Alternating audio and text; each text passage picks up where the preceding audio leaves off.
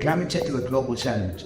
And so I think we need to, as a continent, work better together and not in our silos as countries. And even more importantly, make sure that we are part of the global conversation, where that is the conversations that are even contributing technology-wise to the solutions the world needs. And so we've had 6 funds. Collectively, we have just under $700 million worth of assets under management. And so in that, we have over 100 portfolio companies. And so the key thing for us is how do we cross-pollinate our learning into our different regions and operations so we're able to help our entrepreneurs and close the loop there. And so ultimately for us, it's about thinking through how do we leverage our experience as entrepreneurs, our experience as investors to ultimately help our companies succeed.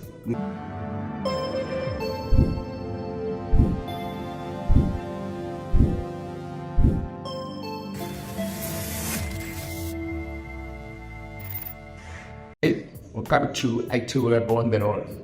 Today we are coming to you live from Nairobi in Kenya, where we are attending the Africa Tech Week. And today I'm joined by Melvyn Lubega, who's an entrepreneur, and now he's moved into the VCC with Breaker. Welcome. Thank you, sir. Melvyn, let's start with the Africa Tech Week.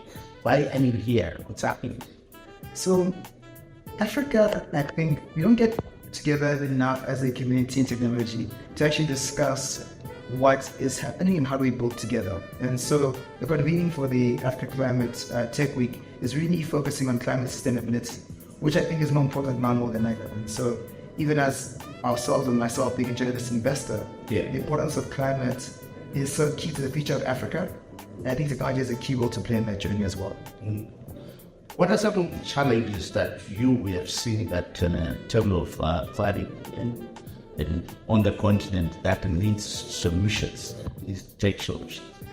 So the interesting, tech is often not a panacea to many of the challenges we face. Often it's about regulatory environment, it's about funding. What you are seeing now is quite exciting is really bright, strong entrepreneurs applying themselves to localized solutions that are addressing some of the climate challenges we face. I think for a long time there was a sense of importing solutions and not thinking through how that's a Africa-centric solution. So, for example, and climate tech doesn't have to be slightly complicated. Something as basic as how do you think about making a supply chain more sustainable, green, from a business perspective? Or how do you think about better energy usage in homes and so forth? Cover up the nuance in Africa. The discussion of climate at the moment, I think it's a global discussion, and I'm glad you're sitting here at the Climate Tech Week we have this conversation.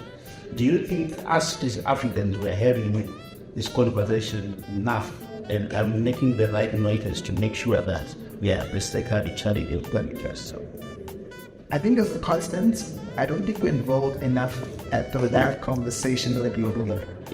I think if you think about, right now, Africa is 18% of the world's population, but 3% of the energy use. Yet many of the effects of climate change, the negative ones, will impact us more severely in Africa than other developed markets. And so therefore, it's not as if the causes of things happening in Africa only affect Africa. Climate change is a global challenge. And so I think we need to, as a continent, work better together and not in our silos as countries. And even more importantly, make sure that we are part of the global conversation, where that is the conversations that are even contributing technology-wise to the solutions the world needs. The reason you do it here is to try and identify some of the solutions and then maybe the startup that you think might be in terms of finding solutions. Can you tell us a bit about your VC Breaker? What is it that you do? Or what are you looking for here?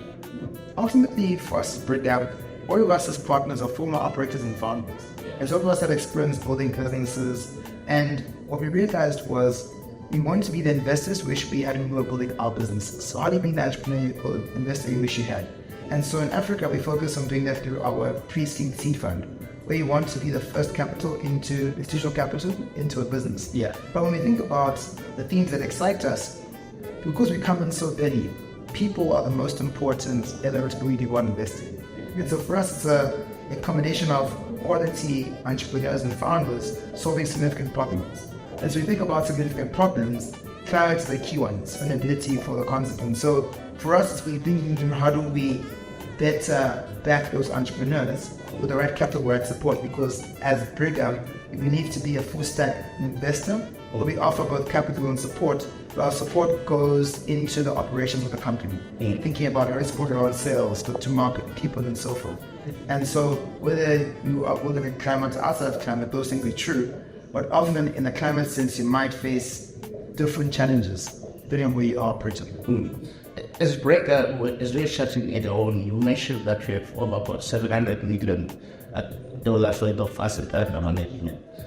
Can you elaborate it more on that? Yes, so Breaker operates across Africa and Europe, and I'm still very much early stage venture. Okay. And so we've had 6 funds. Collectively, we have just under $700 million worth of assets under management. Okay. And so in that, we have over 100 portfolio companies. And so the key thing for us is how do we cross-pollinate our learning into our different regions and operations so we're able to help our entrepreneurs and close the loop there. And so ultimately for us, it's about thinking through how do we leverage our experience as entrepreneurs, our experience as investors to ultimately help our company succeed. And so far from the pitches that we have seen today, what has excited you? Have you seen the potential and what it does for you? So what stood out to me was one, I think the skill and ambition of entrepreneurs. I think that's been very exciting. Yeah. So it was one lady working in the supply chain space that had a really interesting idea. Another gentleman from Korea who had an idea in carbon credits. It was really great to see how different regions are being represented in this particular conference. And so in terms of particular ideas, I actually have a few catch-ups after this particular conversation. Yeah. Just because I often realize when someone's pitching for 2 minutes, there's some nerves that come across. And the question is how do you create an environment where someone can actually share with you openly. But definitely, I think those two stood out to me. But I actually came to these conversations as well. Going forward, where do you think we can need solutions as the continent when it comes to the climate? So I think, for me, I think about where the biggest industries and sectors in the economy. So thinking through what does climate look like in the agricultural context? What does the intersection look like for the continent? And then always think about it. It can be in your operations, it can be how you think about your carbon credits and offsetting. So for me, it's sort of like what big issues do we have as a continent that could use that? Another big one for me, I think about like logistics. You know, we know in Africa that we don't have much infrastructure around rail, and so road is a big part of any cross-border. And now with the concept of free trade agreement, we know more intra-Africa trade. And so how do you think about a sustainable supply chain when you're still relying heavily on truck freight? And so those are the kind of things which I think we are best placed to solve, and may not be similar to other geographies, but if we get them right, it can be really meaningful outcomes both for society and for the investors. Interesting.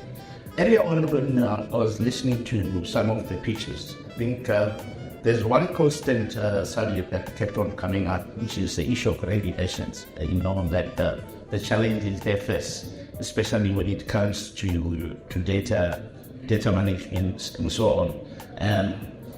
What do you think the governments can play to try and enhance these startups, especially when looking at the agents of dealing with climate issues? It's always different levels. I think some governments around the world have taken a very protectionist approach, where they almost try to take care of their own industries and infrastructure, which actually distorts the market. I think the question for any government is to understand what are the key priorities that they're able to support through regulatory support. And something which I think we've seen in South Africa around, let's say, some of the IPs coming online and the regulations around that, but even for a tech startup, thinking about what it means for solar. So for example, in Europe, it also means sensible to take solar and put solar onto their households. In Africa, we don't have that en masse as widespread. So it's almost incentivizing the right actions. I think ultimately the role of governments in some of these situations is to get the ball rolling. So it's like nudging people in the right direction. And once the benefit is seen, you then see that take over in itself, similar to electric vehicles in America as an example. I think that's where government can play a more crucial role. As you conclude, just beyond the climate techs that I've seen, what other opportunities do you see as brethren that you guys are interested in or that you are looking at to try and invest in? Awesome. So with Africa, we believe if you solve a big problem, you can have a big outcome. And so we're seeing lots of strong entrepreneurs in the fintech space. Particularly those that are helping small businesses compete at scale and grow at scale. It's something very excites us as well. But ultimately, as a sector agnostic fund, we often find that it's actually more about the entrepreneurs.